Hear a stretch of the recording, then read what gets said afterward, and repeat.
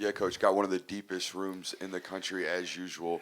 You're just one man. Obviously brought Coach Lilly over here. How do you make sure you're coaching all these guys? How do you get enough eyes on all I'll of them? say this: it's not just one man, right? We have a very large support staff. We have guys behind the scenes that really help us out. But it's Coach Smart to Coach Bobo to myself to Coach Lilly to we have two support guys in that room as well. It's not just one guy. But I'll say this: it's deep with numbers. It's deep with kids that want to be coached. It's deep with kids that are eager to learn. It's deep with kids that want to do things the right way all the time. Coach has been big, as y'all know, on fire, passion, and energy, right? It's deep with kids that have FPE.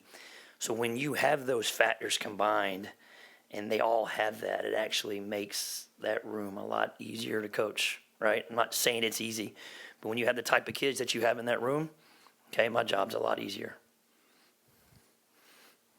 Yeah, Lawson Lucky entering his third year. What are your sort of expectations for what he can do? And then following up on that, in the SEC championship game, he had a very big tackle on the interception that Gunner threw. Yeah. What does it say about him that he's able to make a play like that, where if you look at it from like the reverse angle, it looks like wide open field in front of the Texas defender? Yeah, so the first thing is lead. Be an impact not only in our room but on our offense and our team. All right, in today's college football, all right, a lot of times we are void of leadership. It is hard to find that. Okay, you have to do things as a coach to cultivate leadership. All right, but when you find a kid that naturally has that, like Lawson has that in him, he needs to use that to help our team. And so just promoting him to go be vocal, promoting him to use his gift to influence not only the younger players, not just the freshmen, but heck, the senior. Like he's had a major impact on Delp, right? Not that I'm saying that Delp's doing anything wrong, but Lawson has the ability to pull others with him. And so that's been the biggest challenge with him. And then that tackle in the SEC championship game, you know, we talk about being selfless. Okay, our motto in the tight end room forever has been feed the fire. Okay, and there's a story that goes to that. You can probably Google it and see the poem, but we always say feed the fire. Long story short, it's about putting the team before yourself, truly being selfless. And in today's world, it is really hard to do that, right? And Coach Smart has talked about, you know, if we can find the guys that really fit our program that put the team before themselves, then you're going to be pretty dang successful, right? Well, Lawson is that. He's the true example of being selfless. And, you know, just it's a pick, it's a bad play. It very easily could have just gave up on it, but he didn't. He shows relentless effort to finish and got the guy down and was a, you know, monumental play in that game. Todd, where do you feel like Jaden has grown the most in his time with the team, and what sort of stood out to you about Jaden during this fall game? Coming out of his shell, he needs to talk. I mean, he would talk, mute at times, right? And just sometimes that happens. You get kids that are quieter kids that come into this setting of what the University of Georgia is and our football program, the magnitude and how big this program is. You got Jaden. He comes from Peculiar, Missouri, right? And he just had to come out of his shell, and he's doing that. He's doing a lot better job of that. And from a playing standpoint, you know, he was an ex receiver really in high school. And a lot of times when you're recruiting tight ends, it's a projection position, right? They might not play tight end in high school, so you have to project them what they might be in 2 to 3 years in our league. And so he had the body type, he had the size, he obviously had the speed. You know, he wasn't the best blocker in high school. He just did not that they asked him to do that. Not that he was bad. He just wasn't a part of his job requirement. So him coming in and understanding that he had to improve that area of his game in order to see the field at Georgia, he's done that. Okay, and I also touch on this. Like Coach is big on if your butt ain't playing special teams, you ain't getting on the field on offense, defense. I think y'all have known that for a long time about Coach Smart. He's really bought in that you're trying to make an impact in special teams for Coach Benedict.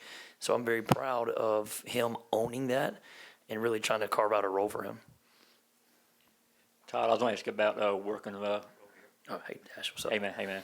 About working with Coach Lilly. I mean, you guys go back a long way. Long time. He's been in this game a long time. Yeah. Just what's it been like working with him? How do y'all bounce ideas off each other? Yeah. And how has he helped you the most? Man, what an asset to say that you can have a guy like John Lilly with all his years of expertise coaching the position and coaching offensive football at the highest level, come back in and he's in that room as a resource.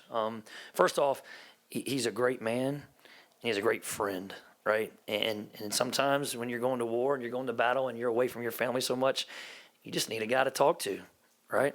And he's been that for me for a long time.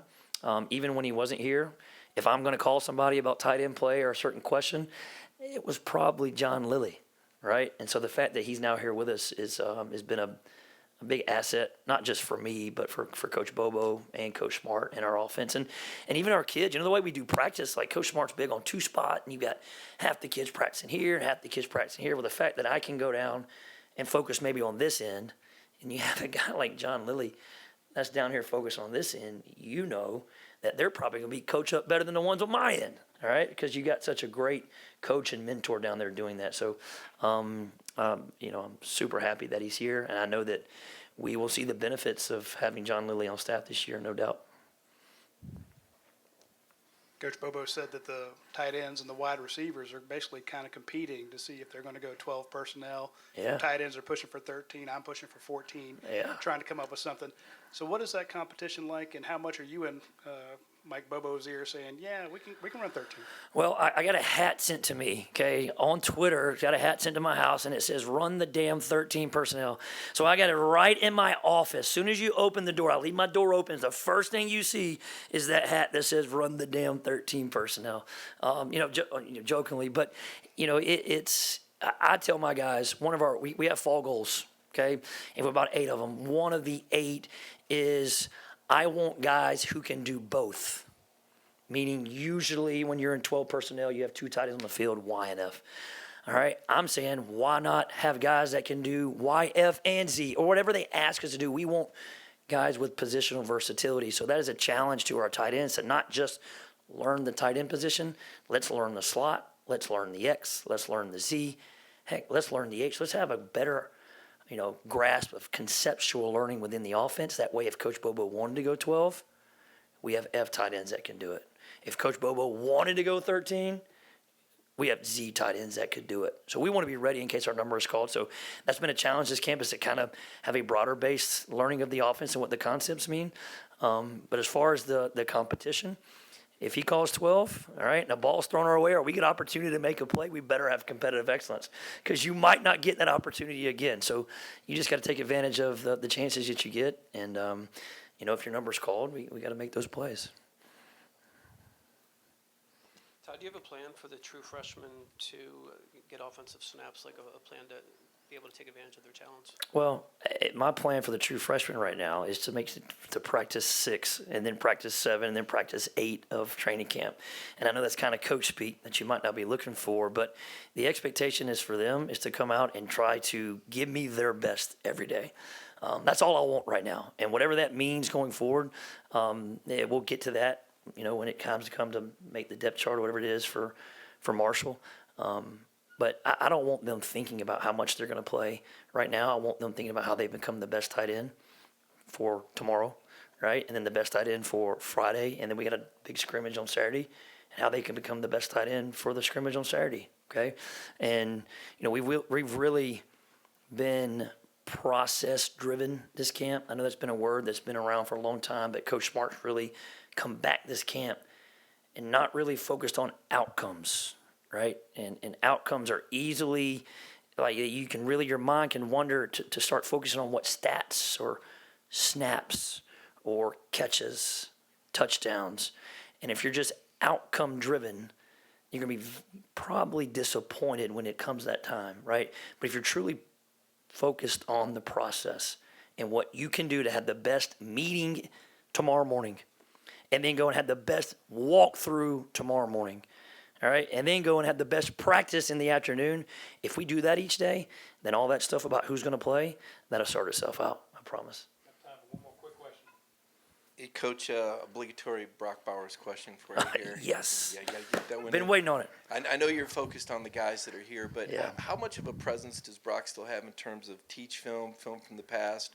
Do you watch him in the NFL? And were there Yeah. plays that were put in specifically for him that have kind of stuck in the playbook for these young guys? That's a great question. I'll say this. We actually, I think Coach Smart does a great job. Coach Bobo does a great job. And then it goes to us as position coaches of really using guys that have been in our position that are now having success in the NFL as teach tape for the younger players, right? So not just Brock. Do I use Brock? Yes. Do I use Brock a lot? Yes. All right. But I also use Darnell. I also use Ben Yurcek. He's in Minnesota right now, and they're talking about him making the 53, and he was undrafted. All right, so you get those stories, and you use those things that those kids have done. And you're just like, look at the success they're having in the league, and it just shows those guys that, hey, maybe what they're doing at Georgia actually does translate to the next level, right? But as far as the plays, I'll say this: when it comes to game planning, as an offensive play caller, as an offensive staff, you try to design things that showcase your best player's strengths. And so obviously Brock got a lot of strengths, so you try to showcase a lot of things. But when he's not here, you're trying to find out, what is Colby Young's best strength, right? What is London Humphrey's best strength? What is Ostradell, Lawson Lucky, all these guys that we have across the offense, you design plays for him. So maybe not just specifically Brock Bowers, but we have enough plays in our offense to showcase our playmakers and highlight what they do the best.